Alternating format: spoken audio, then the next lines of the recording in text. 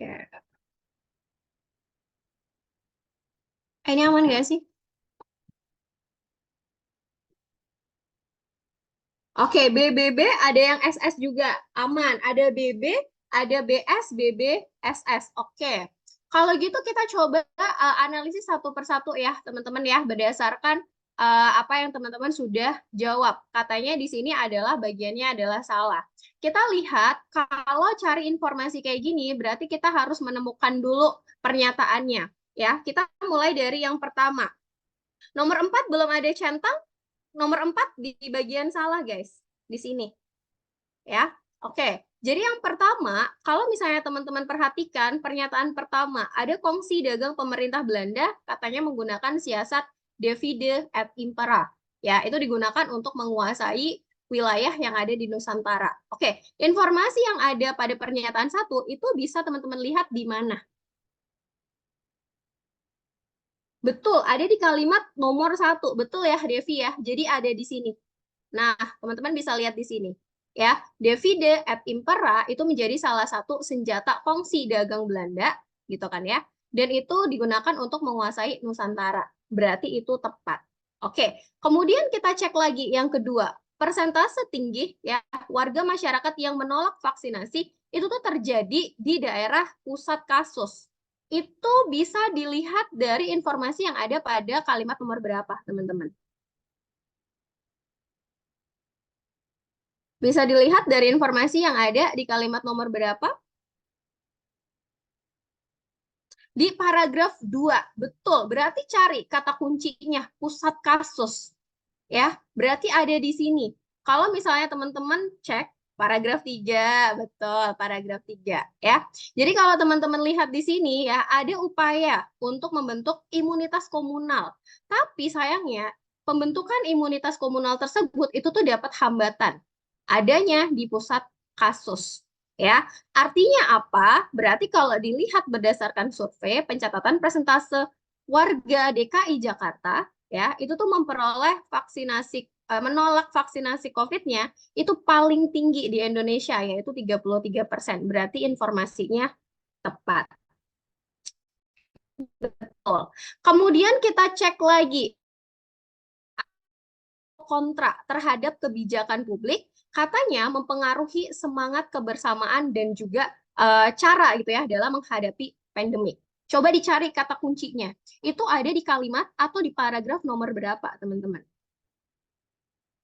Paragraf nomor 2, betul. Ada di paragraf nomor 2. Kata kuncinya adalah kata pro kontra. Ya, jadi teman-teman boleh perhatikan kata kuncinya. Pro kontra di sini. Ya, kalau dibaca, oh ternyata ketika ada sesuatu pro kontra terhadap kebijakan publik, itu tuh malah dapat panggung. Gitu ya. Artinya itu akan membuat ya upaya untuk upaya bersama untuk keluar dari pandemik itu malah semakin kecil karena adanya pro kontra terhadap kebijakan tadi yang tujuannya adalah untuk keluar dari pandemik. Tapi karena adanya pro kontra berarti ada dua bentuk atau dua kelompok yang setuju dan tidak setuju. Berarti hal tersebut dapat apa? Dapat memengaruhi semangat kebersamaan.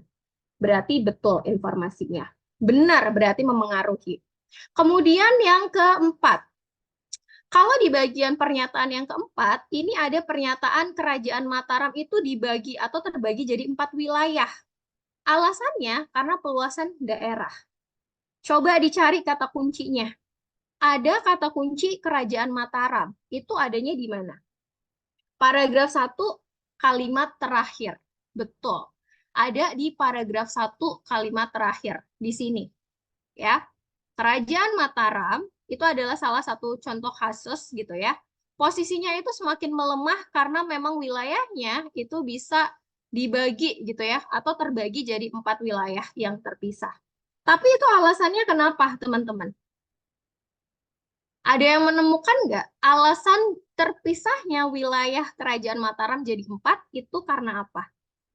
Kalau dilihat dari konteks bacaan ini, kenapa wilayah Mataramnya itu bisa terbagi jadi 4 wilayah?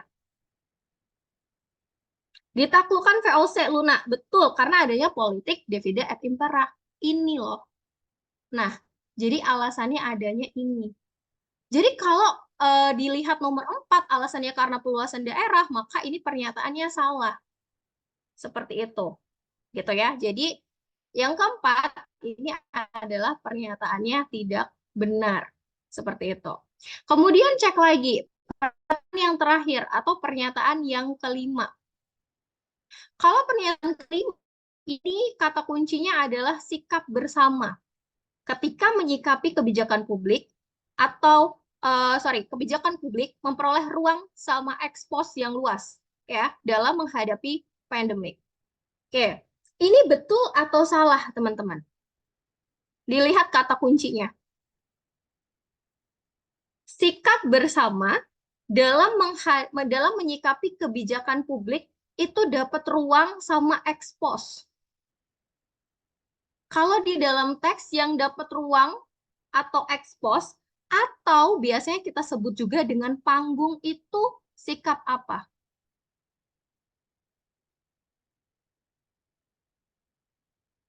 Ayo, coba dicek lagi. Salah. Oke, harusnya siapa yang sikap yang bagaimana? Pro kontra. Betul, ini tuh salah. Ya, karena harusnya adalah sikap pro kontra di sini, teman-teman. Ya, yang punya apa? Punya panggung. Artinya dia punya ruang. Seperti itu ya, ruang atau ekspos. Berarti seharusnya itu bukan sikap bersama, melainkan adalah sikap pro kontra.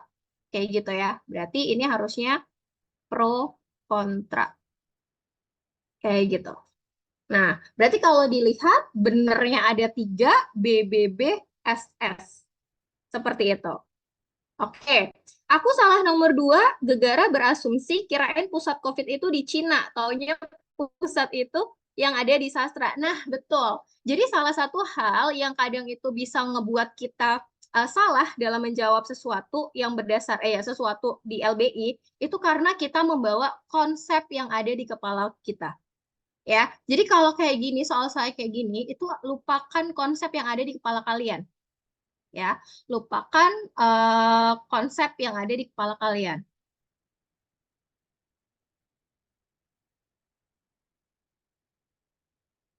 Kenapa? Karena semua informasinya itu harus berkaitan atau harus sesuai dengan apa yang disajikan di dalam teksnya.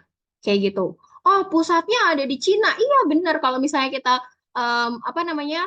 ngikutin beritanya gitu ya, memang di Cina pusat kasusnya gitu. Cuman yang ditanya di sini adalah hambatan kasus gitu ya yang terjadi dalam teks tersebut. Jadi pusat kasus yang dimaksud adalah yang ada di dalam teks tersebut, yaitu di DKI Jakarta, gitu ya, atau di pusat kasusnya ini, gitu.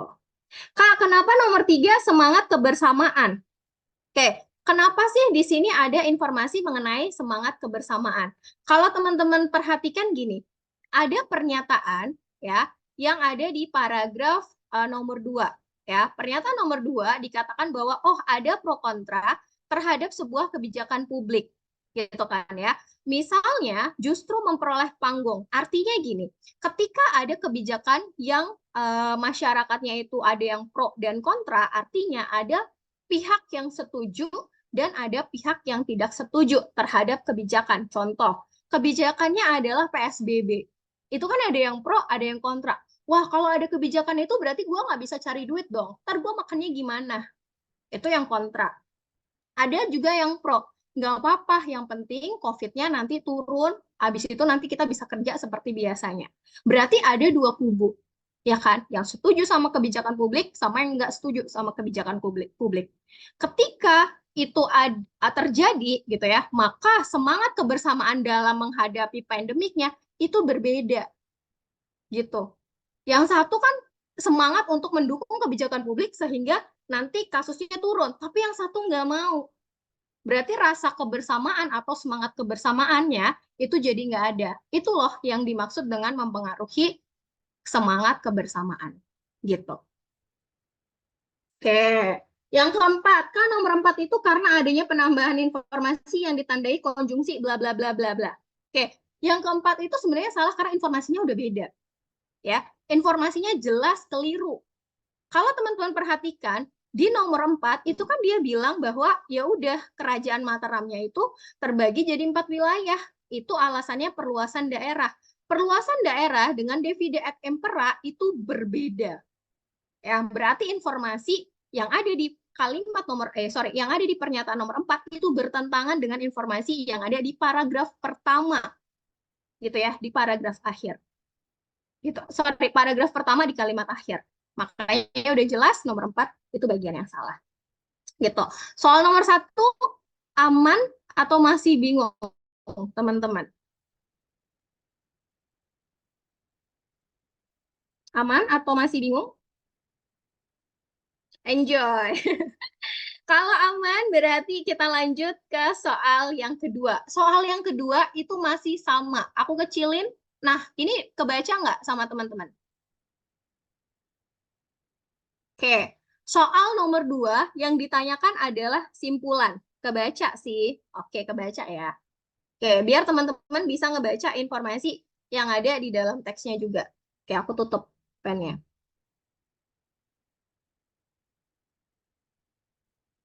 Di bawah Dev. Karena soal-soal kayak gini tuh memang em, apa namanya? Nah, kayak gini. Aku mute ya biar kalian konsentrasi bacanya.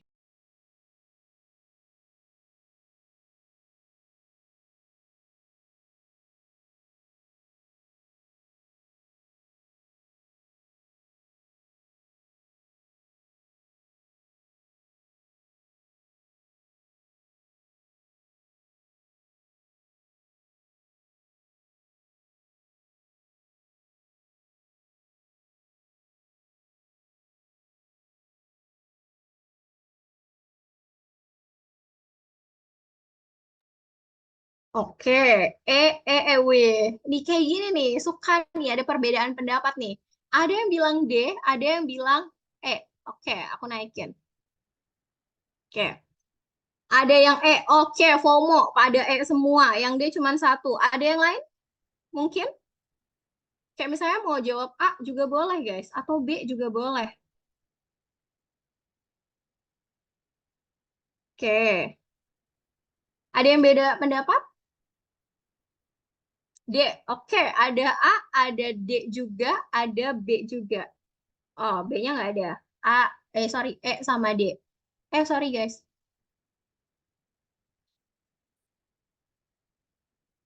Ada C juga. Ada C, ada E, sama ada D. Oke. Antara E sama C. D itu gagasan pokok nggak sih? Oke. Ada yang mau ganti lagi sebelum kita bahas?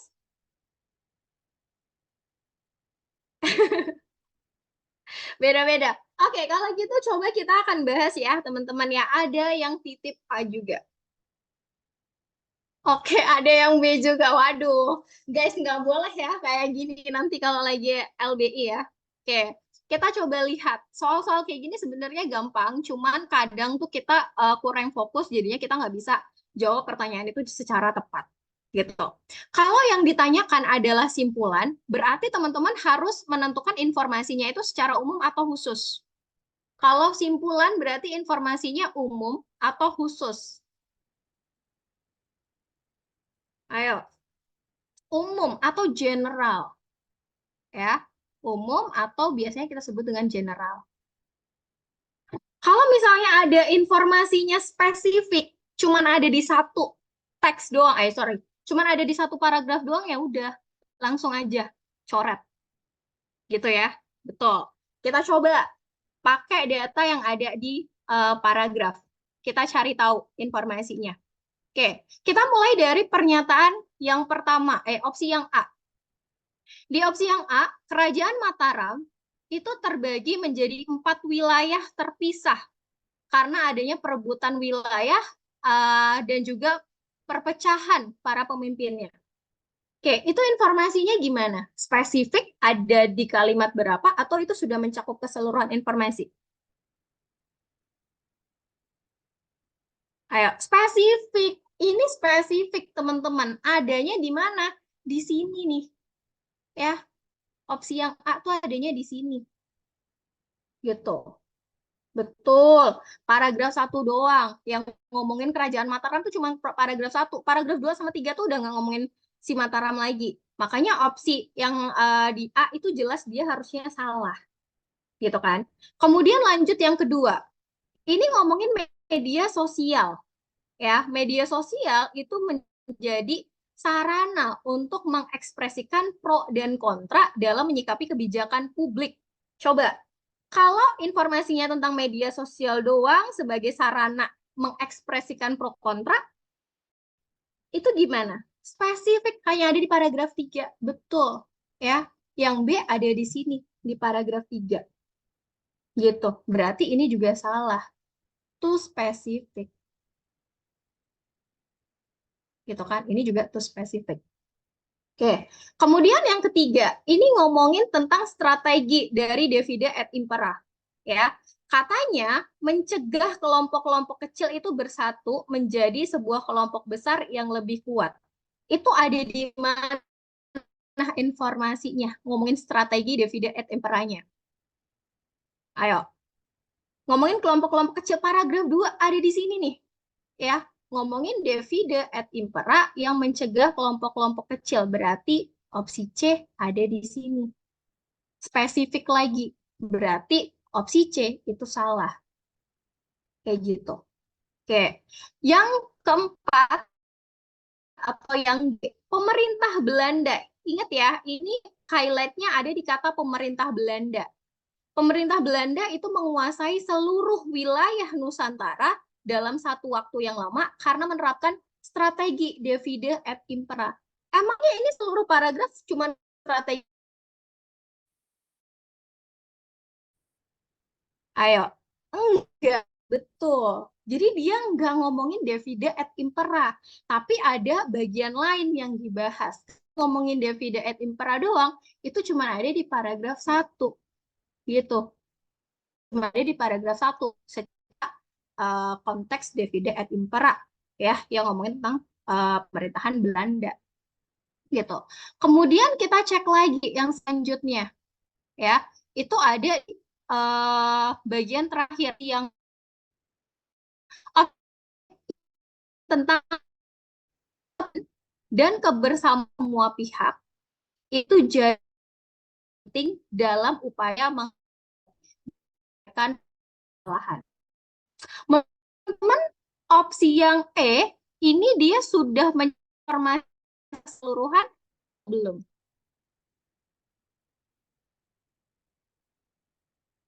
Secara keseluruhan atau belum?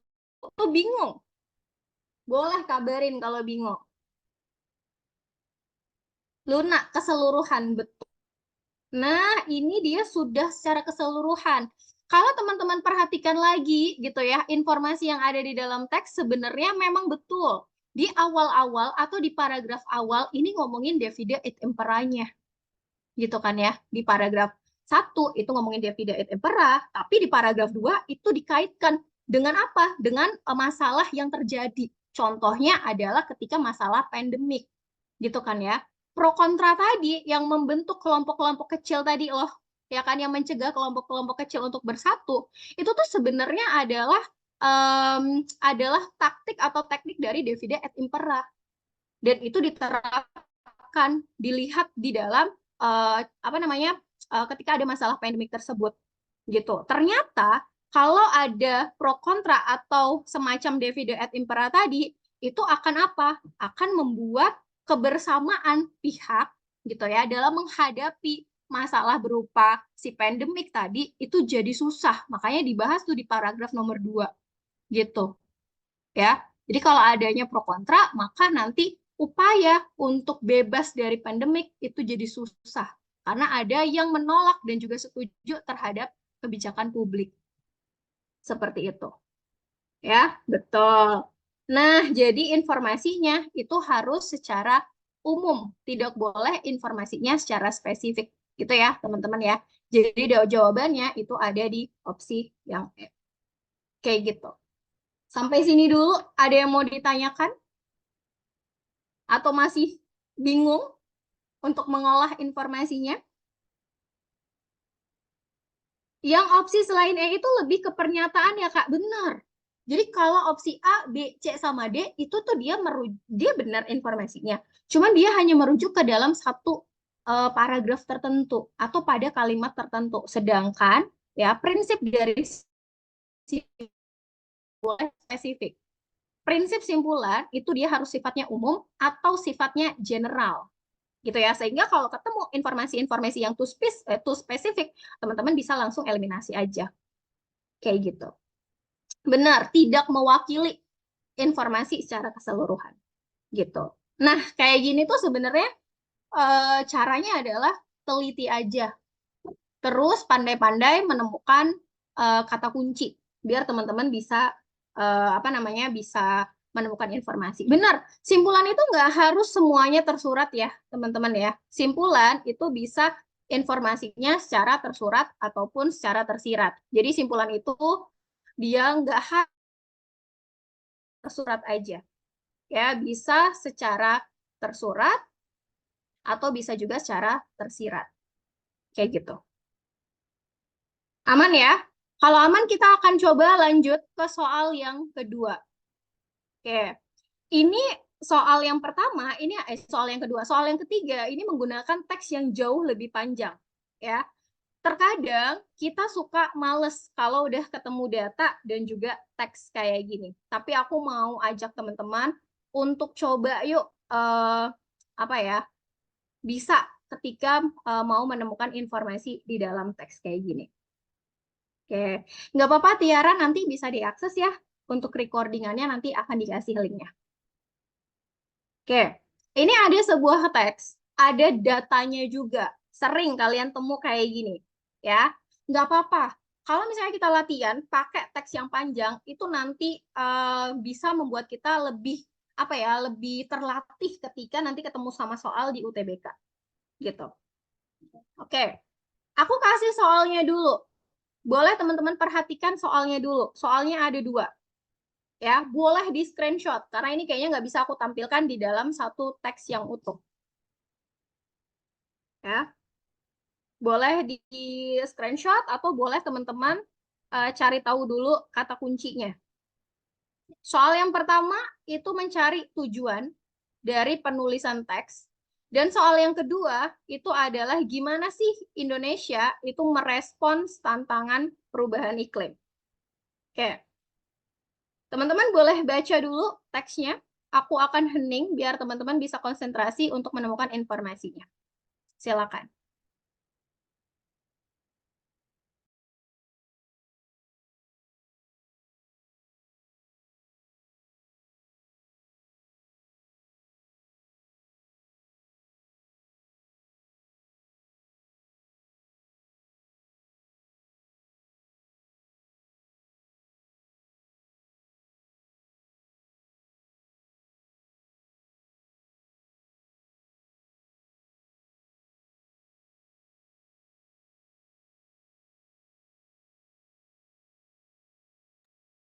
Nanti kalau mau pindah ke opsi, boleh berkabar ya, teman-teman ya.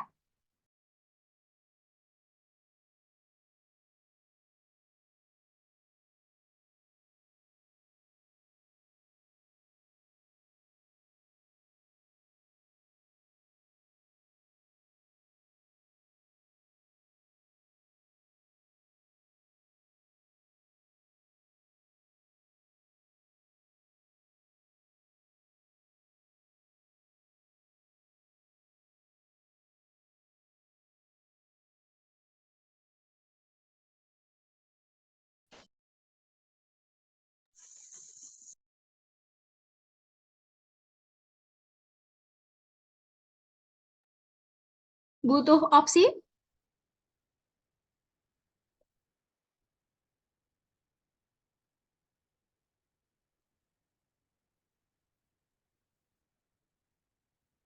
Kalau aku kecilin lagi, apakah kalian bisa membacanya, guys?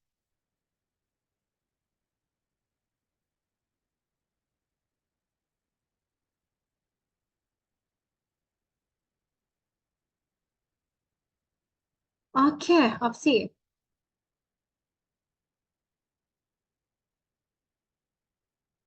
Oke, Opsinya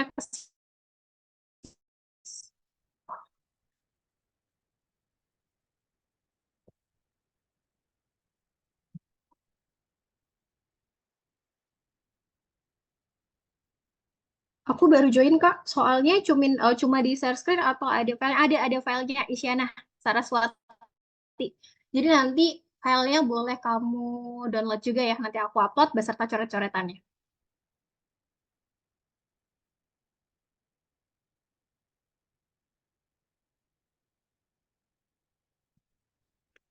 Oh,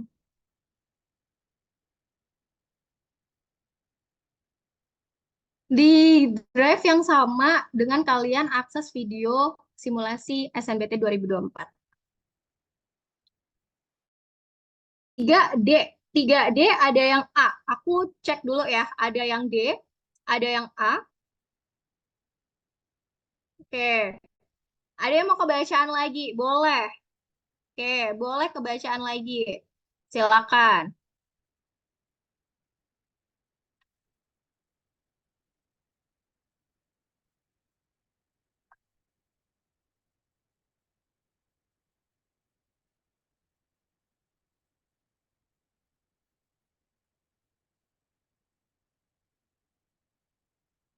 Ada yang jawab E juga.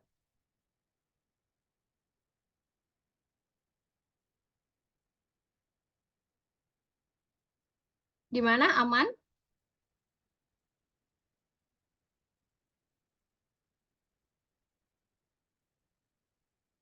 Oke, butuh lagi bacaannya? Atau sudah ngohe? Oke, 3D, 4D. 3D, 4D. Oke, D sama D. Kita coba jawab ya. Oke, tadi ada yang jawabnya cuman yang nomor 3 aja, nomor 4-nya belum. Oke, 3D, 4 ada yang jawab D juga. Oke, 4D. Oke, 4D, 3D. Oke, berarti banyak yang sepaham bahwa jawaban nomor 4 itu D, jawaban nomor 3 D, tapi ada juga yang jawab yang A. Adakah mungkin yang mau ganti jawaban atau mungkin ada yang kayaknya jawabannya yang B deh. Atau kayaknya jawabannya yang C deh. Nggak ada ya? Aku tengok-tengok nggak ada yang berubah jawaban. Oke, kita lihat dulu dari tujuan. Biasanya teman-teman, ketika teman-teman menemukan tujuan penulisan, itu teman-teman bisa cek dari jenis teksnya. Kalau aku tanya ke teman-teman, teks ini adalah jenis teks apa? Coba, ini tuh jenis teks apa? Eksposisi. Betul ya, ini adalah jenis teks eksposisi. Eksposisi itu adalah jenis teks yang isinya tentang apa, teman-teman? Atau berisi apa? Ayo, jenis teks eksposisi itu berisi apa? Informasi. Betul. Dia biasanya teksnya itu berisi informasi. Oke, berarti ketemu ya kata kuncinya. Dia adalah teks eksposisi dan isinya itu harus berupa informasi. Betul. Berarti kalau misalnya kita cek dari opsinya, jawaban yang tepat yang berkaitan dengan informasi itu ada di opsi yang D. Seperti itu. Ya. Dia menyampaikan informasi, ya, menyampaikan informasi terkait pentingnya Indonesia itu mengambil langkah konkret dalam mitigasi perubahan iklim. Seperti itu. Ya, teman-teman ya. Oke. Jadi masuknya ke sini. Kalau misalnya lihat secara keseluruhan, ini ngebahas tentang apa sih, teman-teman? Teksnya dari paragraf 1 sampai paragraf akhir. Itu ngebahas tentang informasinya tentang apa? Coba. Informasinya tentang apa? Dari paragraf awal dan akhir? Emisi gas rumah kaca, betul. Sebenarnya memang di teks ini ngomongin tentang emisi gas rumah kaca. Itu diinformasikan dulu mengenai apa sih itu gas rumah kaca, gitu kan ya teman-teman ya di sini. Kemudian negara-negara yang setuju untuk menurunkan NZE atau net zero emission itu negara-negara apa aja gitu ya, berdasarkan kesepakatan yang ada di mana. Seperti itu. Ya. Kemudian ditarik kesimpulan, oh, adanya informasi tentang apa namanya gas rumah kaca tadi gitu kan ya. Dan itu katanya bisa menyebabkan terjadinya perubahan iklim di dunia. Makanya Indonesia itu ikut serta dalam proses mitigasi perubahan iklim gitu ya. Kan negara-negara di dunia itu kan banyak. Seperti itu kan. Tetapi lebih dispesifikkan lagi ke pembahasan Indonesia sebagai salah satu negara yang ikut serta dalam upaya mitigasi perubahan iklim gitu ya, yang ada di dunia. Makanya Indonesia itu ikut atau turut serta ya, punya komitmen untuk mengurangi gas rumah kaca dengan menetapkan target NDC-nya. Berarti Indonesia itu ikut serta dalam perubahan atau dalam proses mitigasi perubahan iklim gitu. Kemudian di paragraf selanjutnya ini diberitahu ya bahwa ternyata upaya-upaya tadi itu nggak boleh melupakan prinsip-prinsip keadilan, apalagi ya membandingkan gitu ya negara-negara maju dengan negara yang lain seperti itu. Jadi harus ada prinsip keadilan dan prinsip tersebut itu juga harus diaplikasikan di Indonesia. Makanya bagi Indonesia ya tantangan-tantangan tersebut itu menekankan pentingnya membarengi upaya mitigasi dengan adaptasi terhadap perubahan iklim. Seperti itu. Gitu.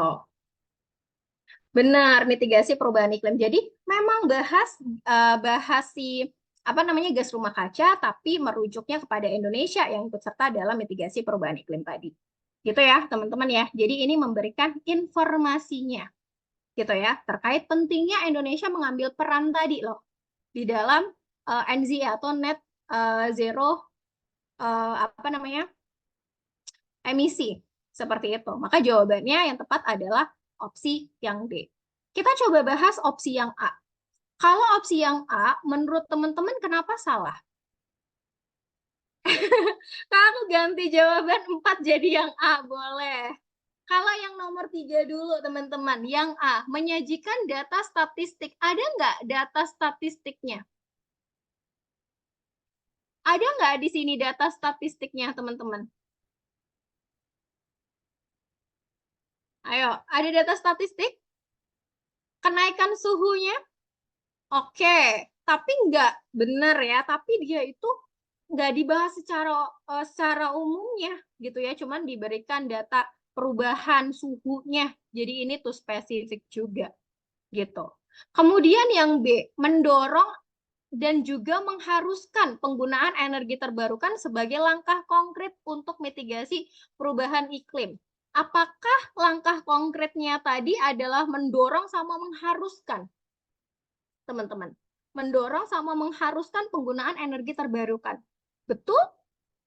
Tidak mengharuskan. Betul. Yang C, apakah ada apa namanya ada pernyataan mengkritisi negara-negara yang dia punya kontribusi tinggi? Contohnya ada Cina, Amerika, India, Rusia. Apa ada pernyataan mengkritisi? Ada atau tidak? Nggak ada. Berarti ini salah juga. Kemudian yang E, apakah ya tujuannya itu hanya menjelaskan proses terjadinya perubahan iklim doang? Ayo, apakah teks itu cuma ngasih tahu nih proses terjadinya perubahan iklim nih kayak gini nih dari awal sampai paragraf akhir? Enggak juga, ya. Berarti opsi A, B, C, dan E itu tuh bukan tujuannya.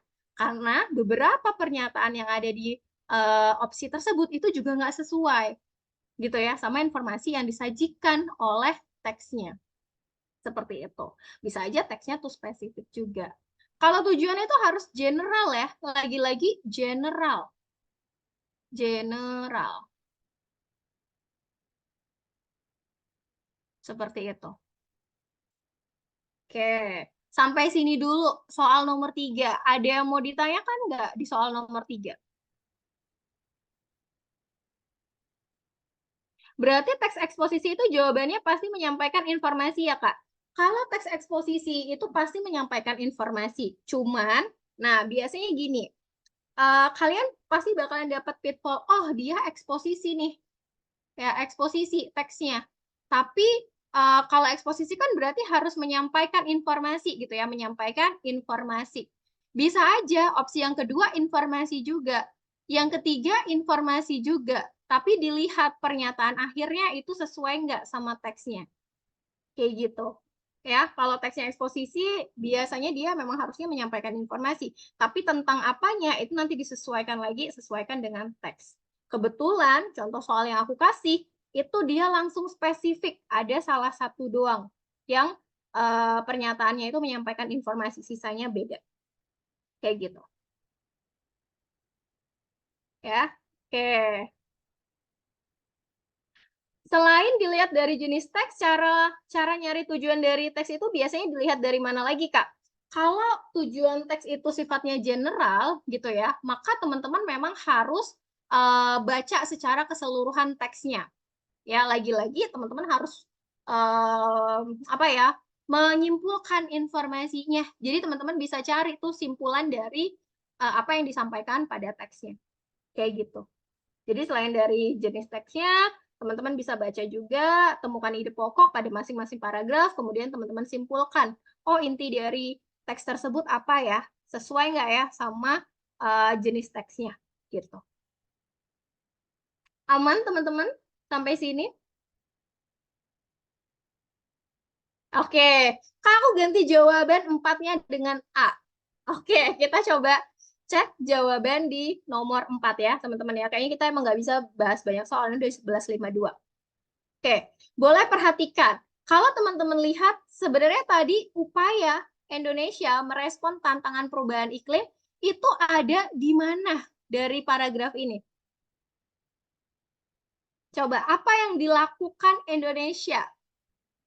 Dengan cara apa Indonesia berkomitmen ikut serta dalam mitigasi perubahan? Ada di paragraf 3. Nah, di mana toh? 3 dari bawah di paragraf 5. Di sini, teman-teman. Ya, Indonesia itu tuh negara yang turut berkomitmen ya dalam mengurangi emisi gas rumah kaca. Ya, komitmennya apa? Jadi Indonesia, oh my God. Oke, jadi Indonesia itu menetapkan yang namanya NDC, target NDC-nya. Ya, jadi menetapkan target NDC pengurangan emisi itu hingga 29% pada tahun 2030, dan kemudian rencananya itu dipertegas dengan menaikkan target NDC.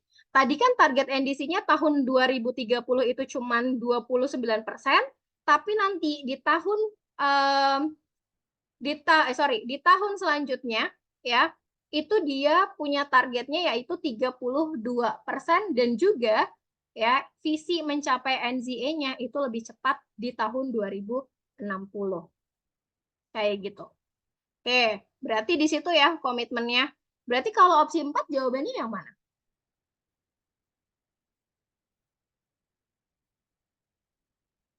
Berarti opsi soal nomor 4 jawabannya yang mana kalau kayak gini?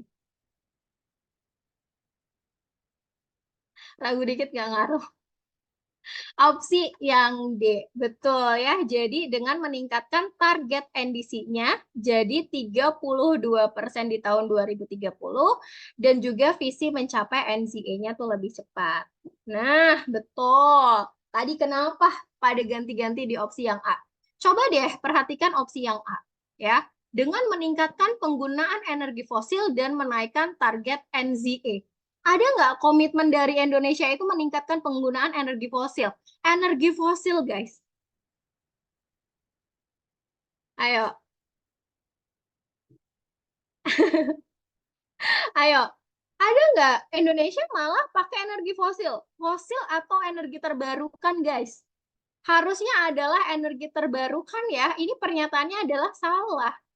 Ya, kalau kita mau menjaga emisi yang ada di dunia itu bukan menggunakan energi fosil.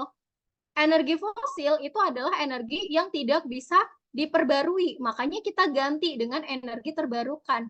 Ya, energi terbarukan itu contohnya misalnya adalah sinar matahari, angin dan lain sebagainya.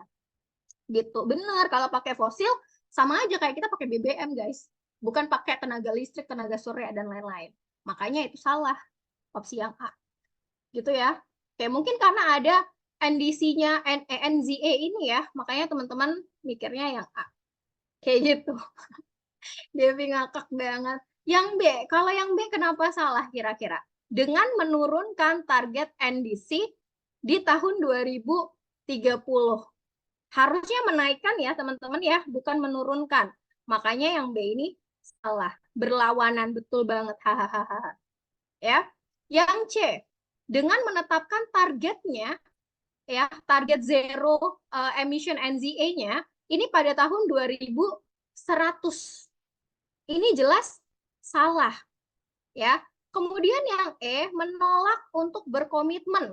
Salah. Padahal Indonesia jelas-jelas ikut serta atau berkomitmen gitu ya untuk menurunkan ya tadi NZA atau net zero emission di dunia. Sehingga dia punya komitmen untuk naikin targetnya jadi 32 tahun 2030 untuk mencapai target NZA-nya lebih cepat di tahun 2060.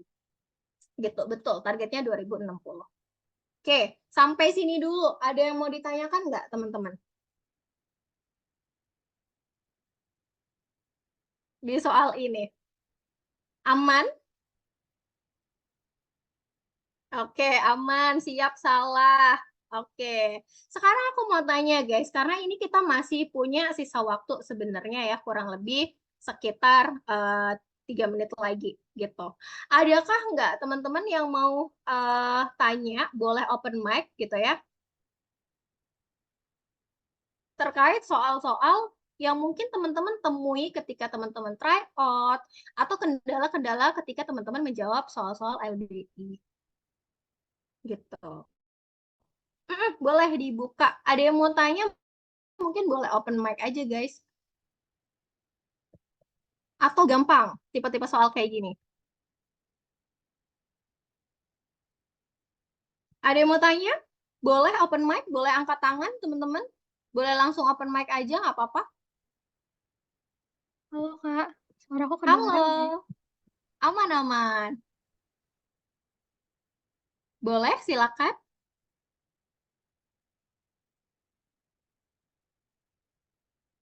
Halo. Surprise yang gampang. Halo Kak, kedengeran nggak? Iya, aman-aman. Suaranya kedengeran. Iya. Terus abis itu tapi aku tuh akhir-akhir ini ngerasa kayak kenapa ya di semua platform TO, LBI itu sekarang jadi lebih susah. Dan aku tuh agak struggle di soal-soal yang kayak kelemahan teks. Jadi kayak misalkan ada teks gitu Kak, terus habis itu nanti ya biasanya kayak opsinya paragraf 1 dan paragraf 2 kurang nyambung atau kayak tidak menampilkan solusi kayak gitu-gitu. Nah itu gimana ya Kak tipsnya buat ngerjain soal yang kayak gitu? Makasih Kak.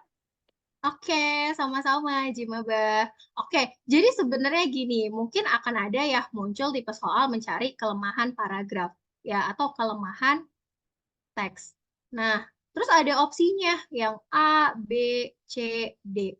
Misalnya, paragrafnya tidak padu, gitu ya, atau tidak memberikan solusi, atau tidak adanya solusi terhadap teks tersebut, gitu. Lagi-lagi, kalau ketemu soal tentang kelemahan teks, yang harus kalian baca adalah secara keseluruhan, karena kita nggak bisa, ya kan? Kita nggak bisa tuh menentukan kelemahan suatu teks ketika kita nggak baca secara keseluruhan. Ini memang tipe soal yang wasting time, guys. Kalau misalnya muncul di UTBK, gitu kan ya. Karena memang yang pertama harus baca, ya. Bacanya adalah secara skimming, gitu. Nggak bisa kita cuma scanning doang. Karena yang nyari kelemahan itu pasti skimming, dibaca keseluruhan dulu. Oke, dan bertahap, ya. Prosesnya bertahap. Kenapa aku bilang ini wasting time dan bertahap? Karena kita harus nentuin, ngelihat si opsi A, B, C, D, sama E ini, dia punya kata kunci tertentu. Misalnya, yang A ini adalah paragrafnya nggak padu. Misalnya ya, paragraf tidak padu. Yang B bisa aja yang diberikan adalah tidak adanya solusi, misalnya ya, tidak ada solusi. Nah, untuk kita tahu, oh yang benar, oke, misalnya untuk kita tahu jawaban yang benar, berarti kita harus cari tahu dulu paragrafnya padu nggak ya, dibaca secara skimming dari paragraf awal sampai paragraf akhir. Kalau misalnya teman-teman melihat kayaknya nggak kok, aman, ide pokoknya. Kan kalau padu atau tidaknya suatu paragraf itu kan dilihat dari ide pokoknya. Kalau kalian udah baca aman, oh berarti lewatin. Satu step lagi ke opsi yang kedua, nggak ada solusi. Kita cek sebenarnya teks tersebut tuh ngomongin apa. Butuh nggak sih solusi di dalam teks tersebut? Kalau misalnya teks tersebut itu sebenarnya teksnya informasi dan tanpa harus adanya solusi, ya berarti kita lewatkan. Cek lagi opsi yang C, D, dan E. Seperti itu. Ini adalah bentuk tipe-tipe soal yang memang wasting time. Ya, kalau aku boleh saran ke kamu, gitu ya, kalau aku boleh saran ke kamu, karena UTBK itu adalah soalnya itu sebenarnya nggak harus kamu jawab semuanya, gitu kan, atau nggak harus kamu selesaikan semuanya, gitu. Tapi kalau kalian merasa ini adalah tipe soal yang wasting time dan bisa ngebunuh kalian di UTBK, silakan skip aja soal tipe kayak gitu. Cari tipe soal yang lain. Ketika waktunya nanti sisa, teman-teman boleh balik lagi ke situ. Tapi ingat ya, boleh ditandai dulu. Ragu-ragu di opsi yang mana, nanti kalau kalian selesai, baru nanti balik ke situ. Karena memang ini butuh waktu yang banyak untuk nyelesain tipe soal kayak gini. Gitu sih. Gimana, Jimaba? Makasih, Kak. Iya, sama-sama. Gimana, admin? Apakah mau dibuka pertanyaan lagi atau sudah selesai ya, Min ya?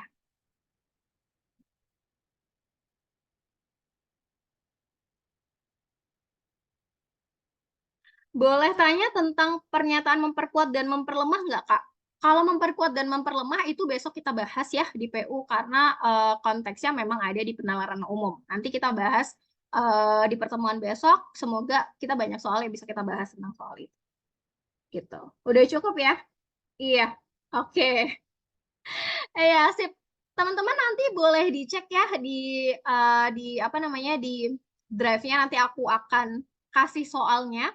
Kalau misalnya teman-teman belum menemukan jawab itu kan aku tuh kasih 10 soal sebenarnya, cuman hari ini kita bahas 4 doang. Berarti ada sisa 6 soal. 6 soal itu boleh kalian jadiin sebagai bahan belajar. Nanti kalau kalian masih ragu sama jawabannya, langsung aja ke grup Telegram. Nanti aku akan kasih jawaban dan pembahasannya untuk soal-soal yang aku kasih di drive itu. Gitu ya. Oke, sip. Kalau kayak gitu, silakan admin Gapah boleh ambil alih kelasnya. Oke, terima kasih ya Human yang sudah memberikan pencerahan untuk kita. Jangan lupa ya teman-teman besok hadir lagi. Tapi sebelum itu kita foto bareng dulu kali ya, biar Oh, boleh, ngerekap boleh. wajah-wajah cantul ya. Mungkin boleh di ini dulu nih, Human ya, boleh di stop share dulu. Oke, aku menunya tuh hilang tiba-tiba, boleh dari kamu aja nggak, Kak? Di take down.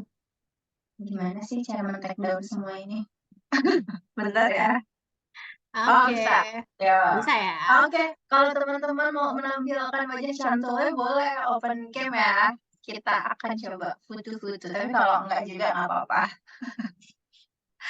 Oke, ya. Mana kok nggak pada flexing wajahnya, guys? Nah, Coba Nori tolong tuh flexing. kan seperti Nori, seperti Tiara. Ayo, mana lagi?